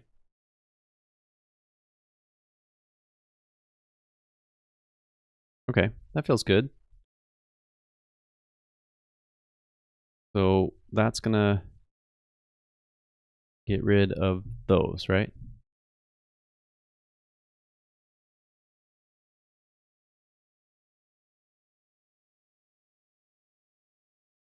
So by the time we're done, we'll have 3 of these little blocks. There might be a little bit more spacing used overall, but I think it's a good visual clustering. So I like it. That's what I'm trying to say. So this is now what grade will your student be in?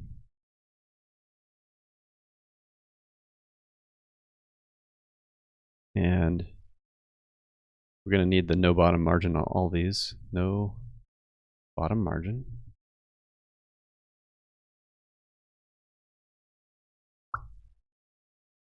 Okay.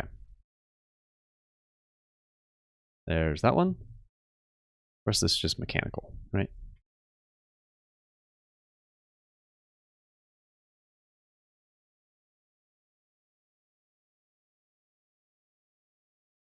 Oh, I see.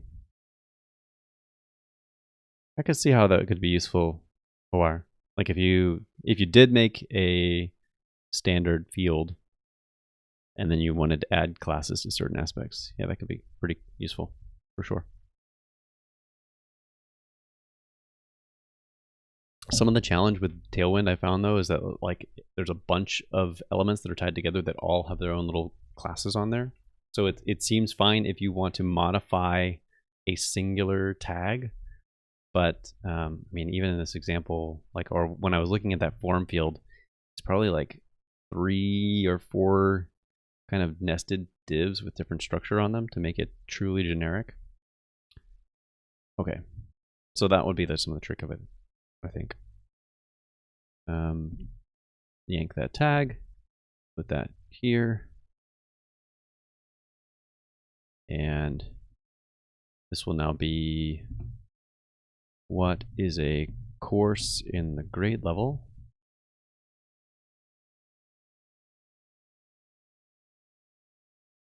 Get rid of that, move that, and no bottom margin. Oh, no, this is okay. I was worried about the error case for a second, but it's fine.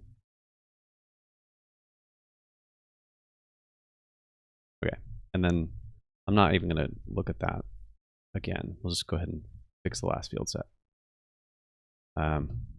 What is the first task for that course? And take this guy, move him here with no bottom margin.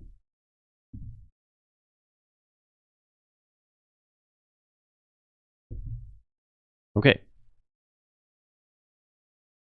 Whoops. The last field set. Oh, boo. No wonder they were starting to look crunched. I only have the margin 2 on the first one. Whoops. So we need MB2 on here, here, right?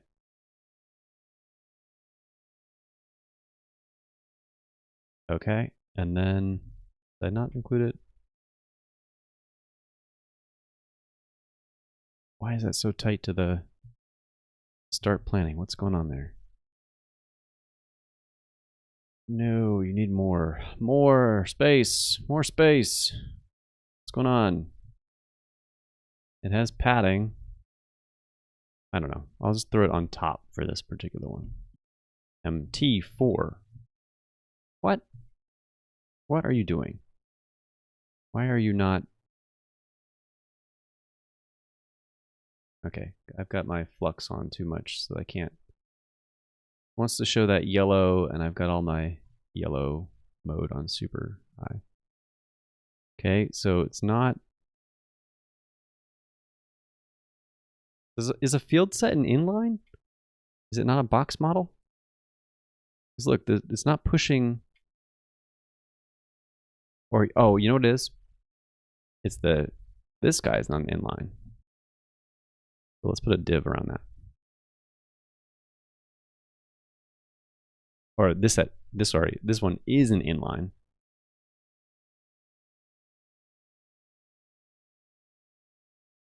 So it's ignoring the box model. Wow, boo. What happened there? What?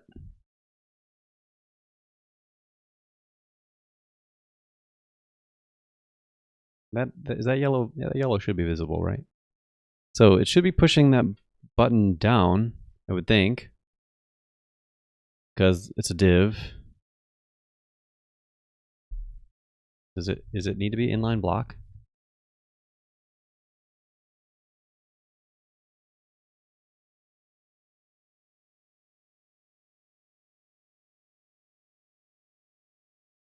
Oh, wow. That quickly, I think it still ignored margin. That's not what I was hoping for. Okay. Display. It's not inline block?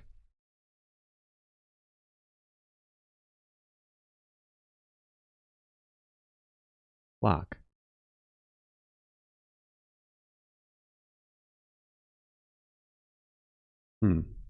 Okay.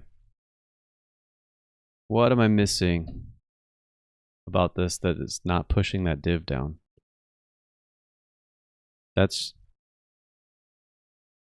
okay. Got our layout. The box model.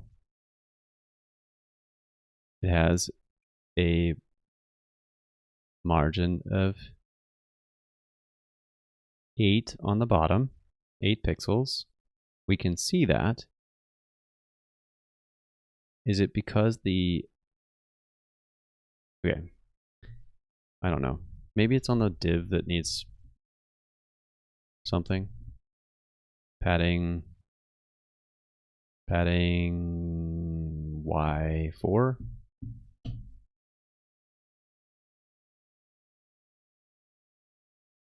Whoa, what happened? Oh. Okay. Good enough.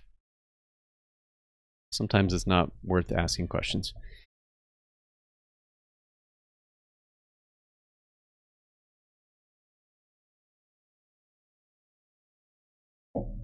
Okay. So there's a couple questions that come to mind. One is, what do we put here? I think we could, sorry, I'm not being very clear anymore. I think it's getting late. I think what I want to do is make the right-hand side all form stuff. So let's take the leading paragraph, all of this, and move it out of here and over to here. And then play with it from there. So that now we're getting something that's a lot more symmetrical from the height of these two. And then we can fix this.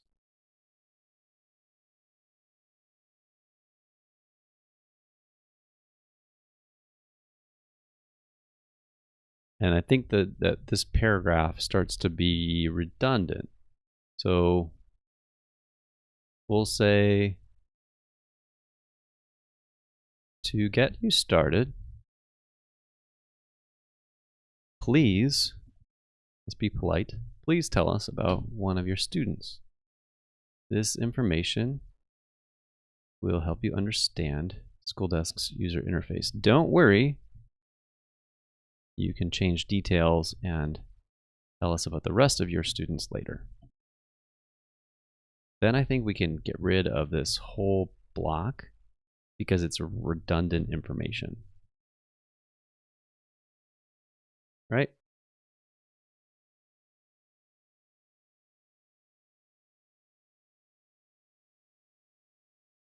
Now we've got a very clear set of questions. Who is your student? When will your school year run? I think we should be consistent. If I'm going to capitalize these core concepts, that's the reason. So if you're wondering, like, what's he doing with his English? I'm capitalizing like core concepts that people need to know, which is the grade level, the course, the what is a course, what grade will your student be in, grade level, we'll try that, and then what is the first task. Those are the things that I want people to see out of this. So now, like, looking at through the information hierarchy here, we've got your student as a thing, school year is a thing, what grade level will your student be in. So people will start to connect the dots that these are related, maybe. What is a course in the grade level? And what is the first task for that course? Those all feel right. So I think I like that. Coming back over, okay, I'm gonna turn Flux back on because I don't think I need that brightness. I can see it on the video. My face is like glowing. It's so bright. Sorry, I don't have a night mode for this app. It's just wasn't designed to be light and dark themed. Okay, coming back to the paragraph here. So we thank them. We tell them why we created it. We tell them what the system is for. We tell them we prompt them to tell us about a student, which includes all this other information, and we tell them why. And then we tell them you can change it. And then we give them an avenue for getting help. And then I sign off. So that feels right. I think the only thing left to do is to make these placeholders dynamic. So can we do that quickly? Yes. So I think I want to do what? How would I build that?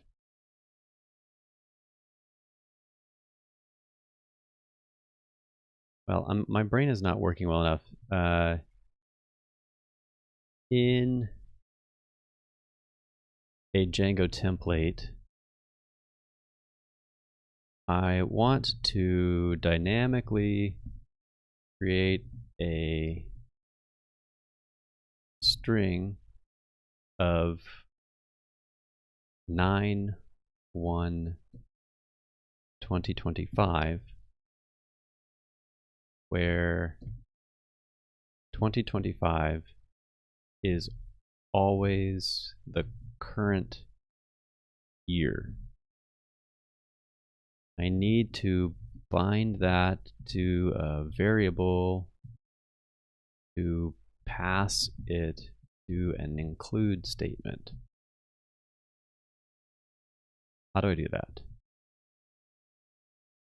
It's going to be some combination of with and stuff like that.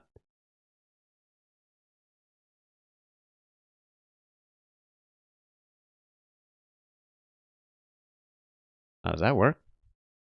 Add?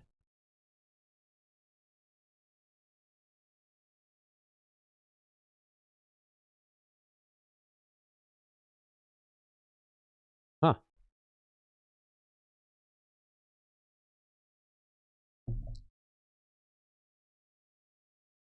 Let's try it.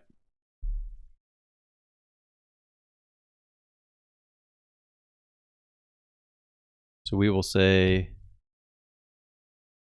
now y as current year.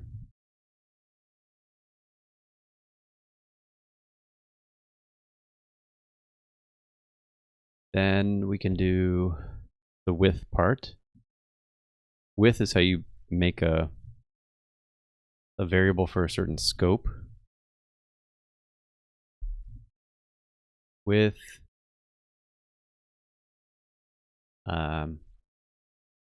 start date, that's what I'll call it locally, equal to 9/1. Then we'll do I guess you add as a filter. That's interesting. As current year. So then we're going to need an end with, right? Yeah. End with. I don't normally recommend doing a bunch of template manipulation, but the alternative is that I would have to create the current year in the context and then like create the placeholder just in that universe. And I don't really want to. Okay, so then we should be able to put start date here, assuming ChatGPT didn't do us wrong.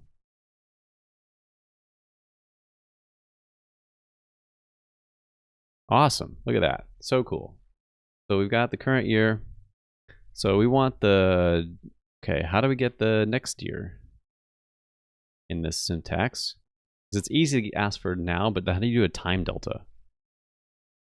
How would I get the next year in the template syntax?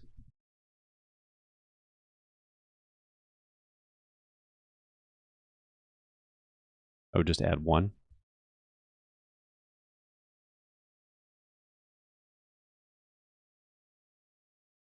Does that work?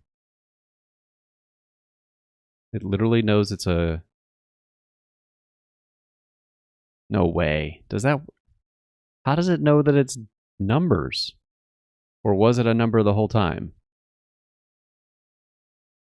This is what's freaking me out. It's like, this is like a string, but it's actually like an argument. There's some crazy type stuff going on there, if that's true. Okay. Maybe that's right. I'm assuming it's right. Bizarre. So let's do the next one. Nested widths. Yuck. Like I said, it's good that I don't do this a lot because it's pretty nasty.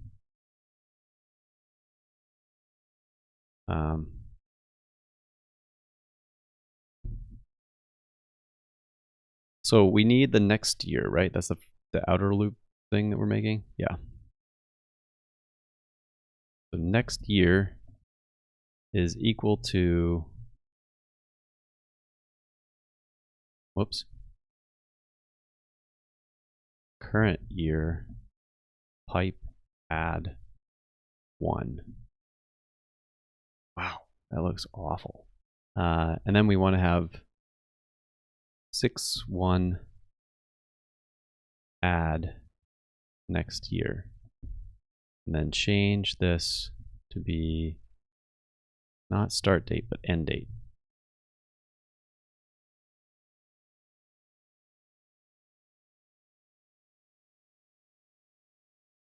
Is that it? Whoops. Not it. Okay.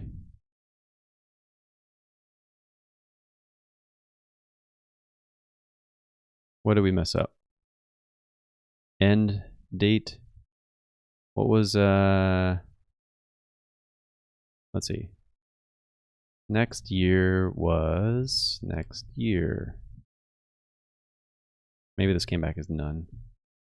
No, 2026. Okay, so that is valid. So what did I mess up? Add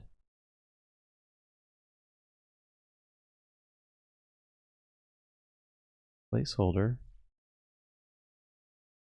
End date. That seems right. Because it's the same format here. It's with start date, 9/1 add current year. Now we've got another one.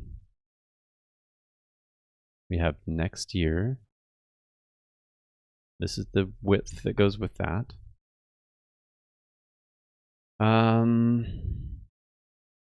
Okay, let's do end date was end date. See if it came out broken or not. Okay, so it failed on the second one. What am I getting wrong about that? So we have a string.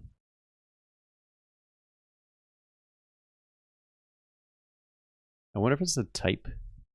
Can I ask for the type?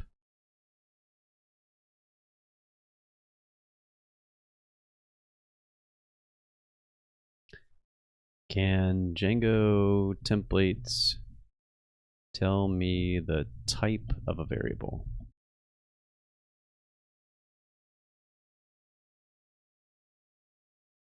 Ew.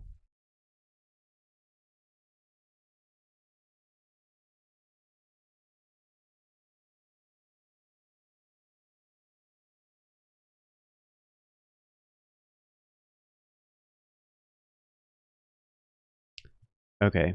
Is there a built-in? I just want to join two strings. I think that's what next year is at that point, isn't it? Template tags.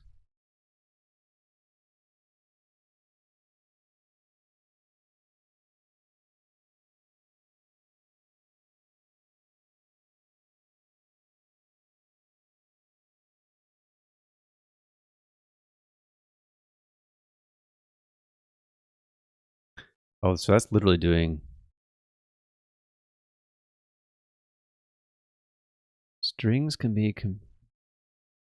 what? Okay.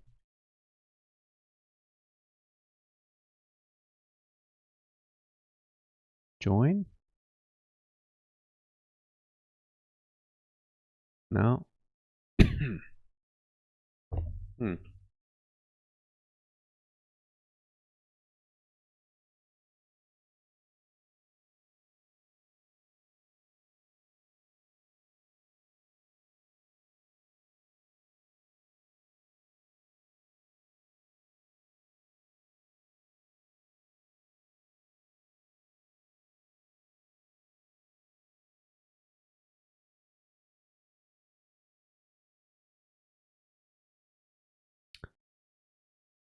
Okay.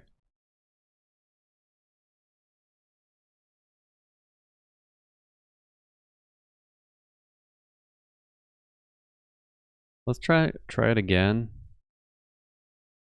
Let's look character by character.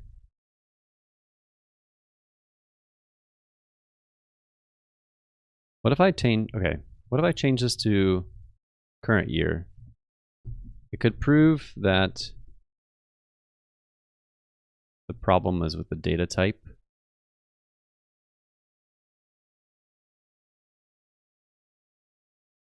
Mm-hmm. Okay. So whatever that 2026 is, it's not friendly to what we need.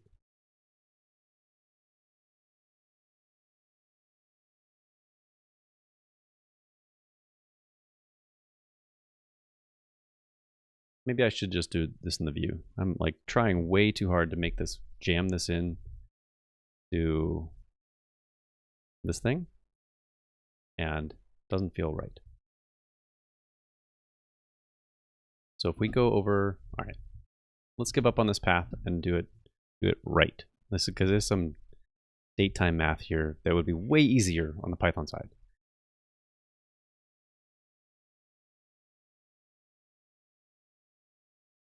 So onboarding start, and we want placeholder start date. It's equal to time zone What the heck? Get out of here. I don't know what combination I just hit by accident. Time zone. Dot now. So but that's not it. We want date time dot date, which passes in year, month, day. We want take the year property, and I want the month and the day to just be 9/1, right? Like a 9/1. And then we do this, the start placeholder end date can just be date time. Oh, but I'm gonna have to format string it.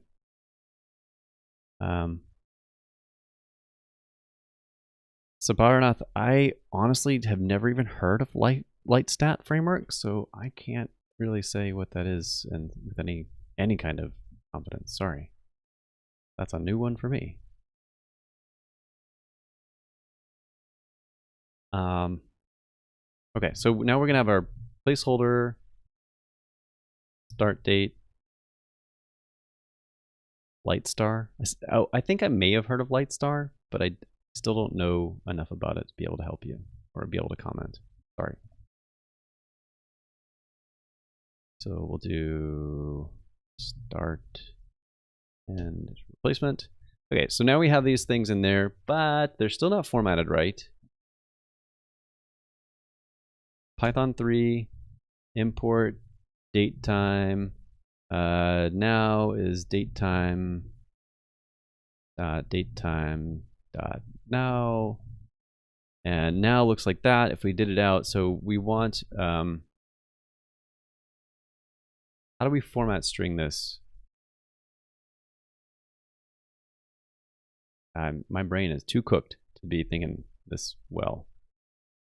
With a date instance, how can I get a string in the format of month, day, year?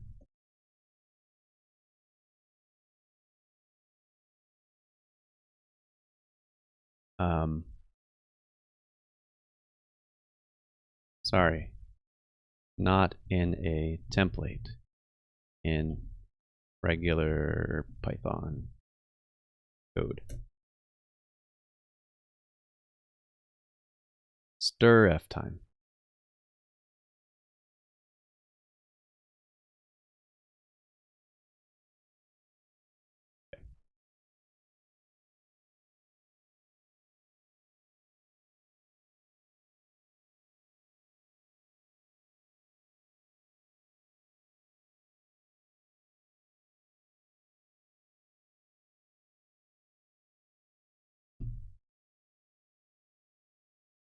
Okay, so now we should have some strings that will go in there. I can make this a lot shorter by saying time zone dot now dot year and just replacing this with year and doing year plus 1. It's a little tighter.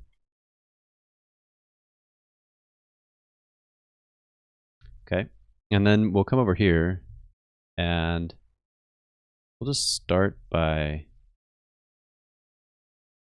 placeholder, whoops, placeholder start date and delete the with stuff around here.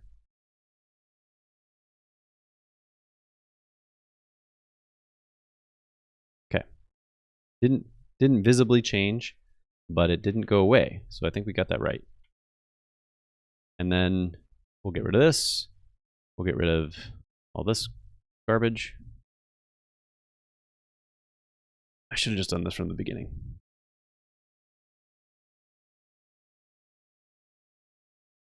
Cool. So now it's dynamically showing a label that shows like a good range. And I feel pretty good about this form. So there's a lot that we still haven't done, right? Like we didn't do any of the logic behind it.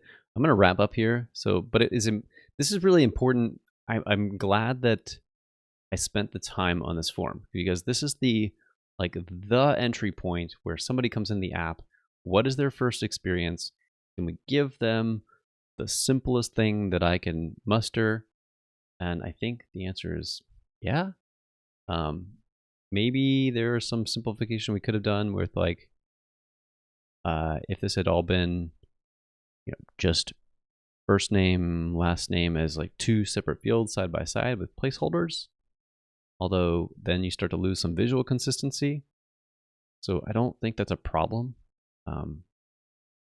There's some argument. Maybe we could have done EG with these, because these have EG. I don't know.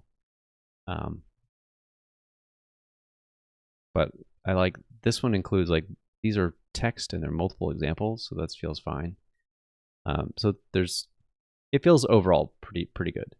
The copy is largely where I want it to be. This is like the new paragraph that is prompting them on what to do. And I think that's good. So I'm going to wrap it there. So I've been going a couple hours. Next time, what we'll do is actually get down to dealing with the data and turning this form into like a real form, because what this is not doing is handling post requests versus get requests. It's not going to be handling errors yet, although these form fields, whoops, we don't need that anymore. These form fields should be handling errors once we bind the data to them, so they will display that properly, so that none of this placeholder stuff will matter after that. Yeah, all of that is fine. Let's give a little comment here before we wrap it up. Say like, pick some placeholder dates that fit a standard US school year. So that'll be at the top of that view, explaining why that's there. And then when we come back in, we'll fill in the rest of these details. Okay, let's stop that. I think we're going to still have some failing tests, but I'm okay with that. But let's go ahead and commit this code and put it up to the branch that we're working on. So we will add the onboarding form and the associated template.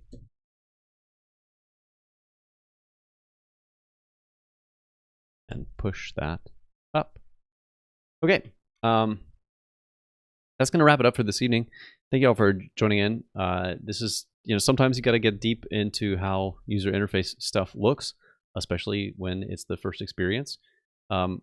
This is, while not a rocket science form, it does cover a lot of the data model, so it has to be very clear and concise in some way, explaining to the users what's going to happen, even if they don't have a full experience of the app. So hopefully this will give people the hook to understand what they need, what are the core elements they're going to have to build into their school year.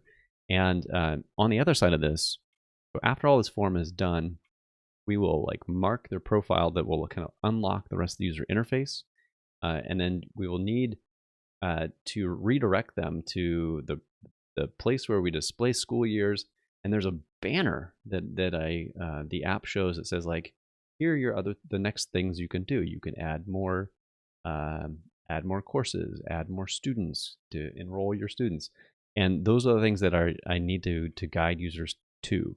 But by doing this, it knocks out a lot of this old flow, which had some nice pictures to go along with it, but this is just so much more information dense, and you can kind of all see at a glance how all of this stuff relates.